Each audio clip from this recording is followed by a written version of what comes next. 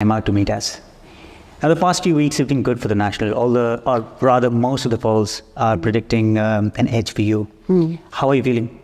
Look, we're feeling very positive. We think that a change of government is what a growing group of New Zealanders want, but we're not at all complacent. The next 8 weeks of campaigning are very important, and we'll be working hard to get out our message about how we'll get New Zealand going in the right direction again, how we'll strengthen our economy, reduce crime, ensure that our hospitals are working and our schools have higher standards. So we're excited for the next few weeks. There's a lot of work to do, but we're feeling optimistic. And not just the party, even Mr. Luxon is climbing quickly on the popularity ratings for the PM. What do you think has changed over the last few weeks? Well, I think people are getting to know Chris Luxon, and they're seeing that he is a man of integrity with a very strong sense of what New Zealand needs to do to deliver better for its people. I think it's clear that the current government is tired, it's running out of ideas, it's been falling over itself and has really struggled to deliver for people. So I think New Zealanders see in Chris Luxon someone with a proven track record. He has led big businesses, he has got things done, he's made things happen, and that's what he wants to do for our country too. What are the biggest issues for the ethnic communities in New Zealand? Well, look, the issue that is being raised with me by every ethnic community that I visit is the cost of living and how expensive it has become to live in New Zealand.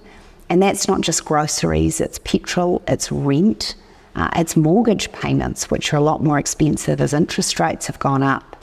And what people want to see is some relief from that. And so that's why we're so focused on plans to strengthen the economy and reduce that cost of living and lift incomes. The other issue that comes up that is so important is crime.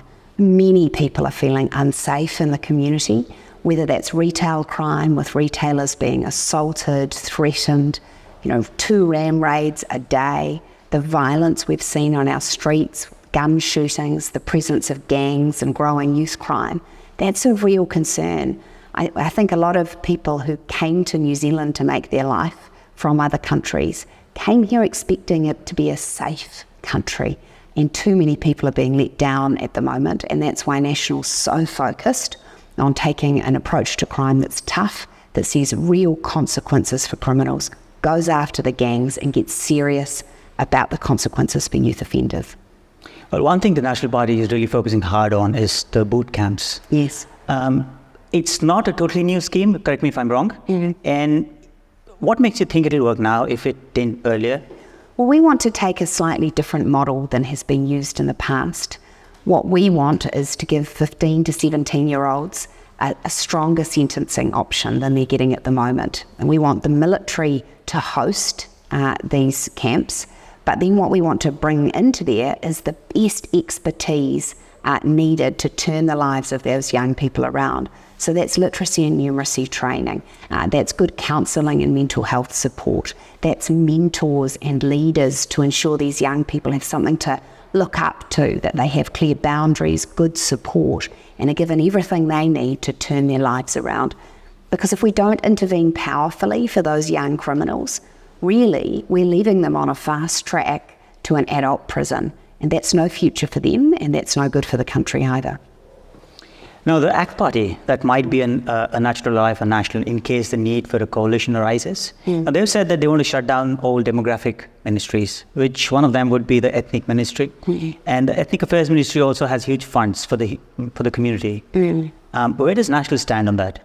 Well, we want to keep the Ministry for Ethnic Affairs. It's not our policy to remove it. We see that it has played an important role for some communities, and we think it's important that government has an official body by which it formally engages with a range of ethnic communities. So that's one of the areas where we have a policy difference from the ACT Party, and that's okay.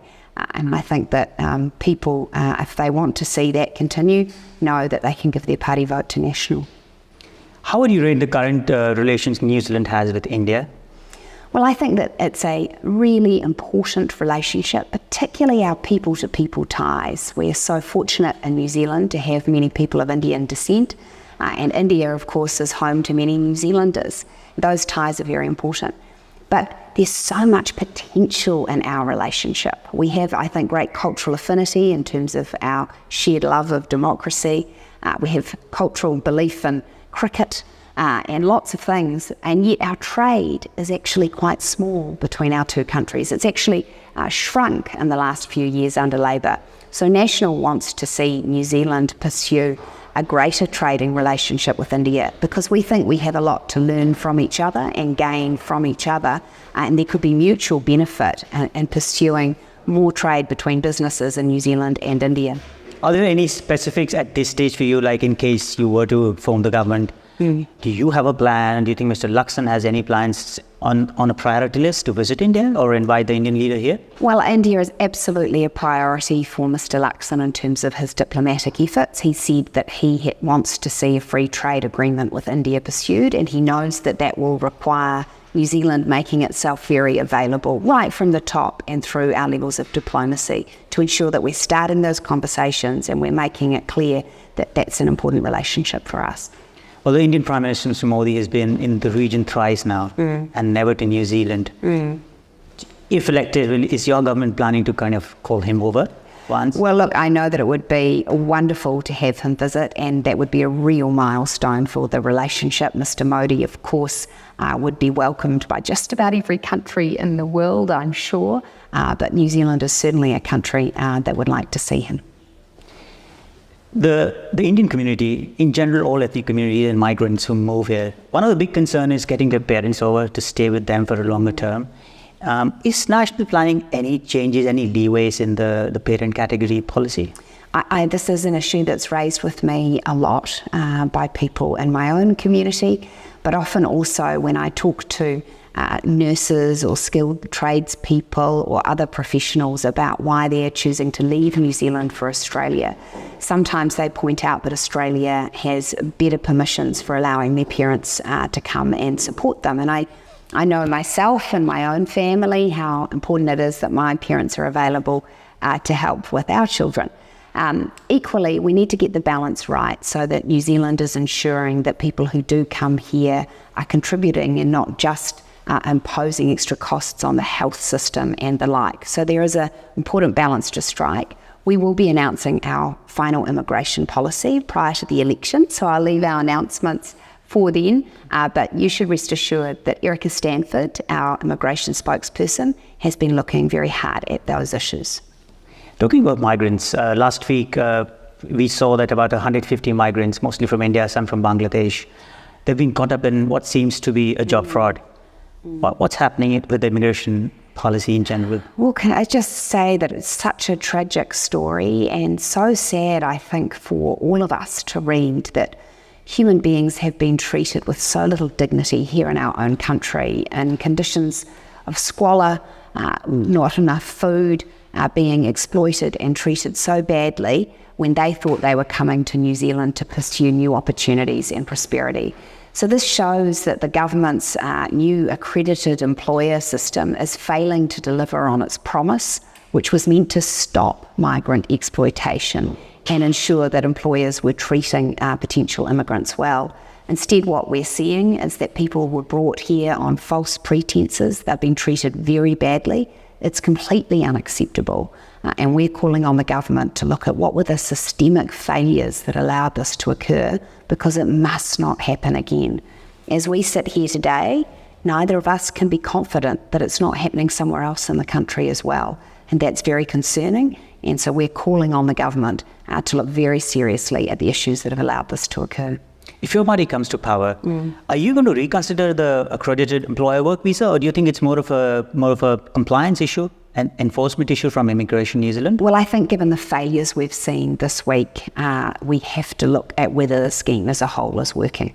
So we in the National Party will be looking at why it's failed and what we need to do to fix it. An important milestone in any migrant's journey is investing or buying a property. Now, there are a lot of tax barriers right now for people to buy properties, even the first homes. Do you have anything in mind for those people? Look, we do. We want to see that people who are working hard, who save their money, can buy a home in New Zealand. We think that's incredibly important. Now, before people can buy a home, they need an affordable rental property. In the past 6 years, rents have gone up $175 a week. That's a real problem. We've seen the government add taxes to landlords, in particular removing interest deductibility and putting on a bright line test. National's going to reverse both those things. We're going to restore interest deductibility for rental properties and take the bright line test back to 2 years. We also have a plan to invest heavily in infrastructure alongside local government so they can develop more land for housing, so that there is more housing supply in New Zealand, so that over time it becomes more affordable. We think that's very important. You're coming to your personal campaign. You are contesting from a new electorate now. Why did you choose a new electorate? Oh, well, I'm from Wellington, and Wellington was where I was brought up. It's the city that I love, and I really would like to represent a constituency in Parliament.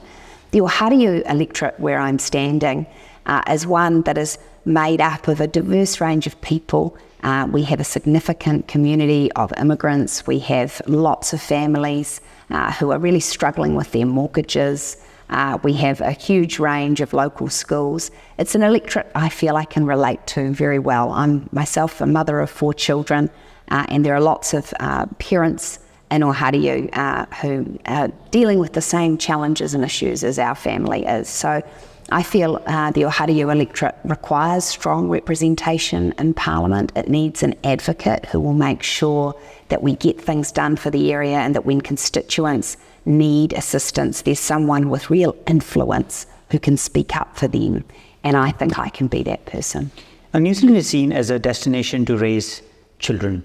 Yes. But the education standards in the last few years have been questionable, to say the least. What do you plan to do to improve this? Well, we share your concern. New Zealand has slipped backwards, particularly in those basic skills of reading, writing and maths. So we're going to take our schools back to basics and do those basics brilliantly. We'll require schools to teach an hour of reading, writing and maths every day to primary-aged children. We're going to simplify the curriculum to clearly set out what children need to learn and know for each year that they are at school, and then to provide common learning resources to teachers so that we can be sure that every child in every classroom is on track to learn what they need to. We're going to report progress to parents and require assessments regularly so that parents can get information about how their children are doing. We think by focusing on those basics and doing them well, that'll make a big difference.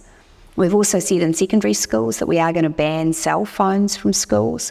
We think they've become a real distraction, and they're taking a lot of young people away from the achievement and the study they need to be doing in the classroom. How do you feel about people wanting to leave New Zealand and settle in Australia? There have been so many reports about people wanting to leave. I personally know so many people who are already in the process of doing so. Yeah, it breaks my heart. Not a day goes by now where I don't have someone say to me, Nicola, if you don't win the election, I'm leaving. And that's a real concern to me. We know that in the past year, around 35,000 people have left New Zealand. That's at a decade-long high. It's a record high for number of people leaving. And clearly, what they are doing is they are seeking opportunity. They have aspiration, and they're not seeing that that opportunity is available in New Zealand.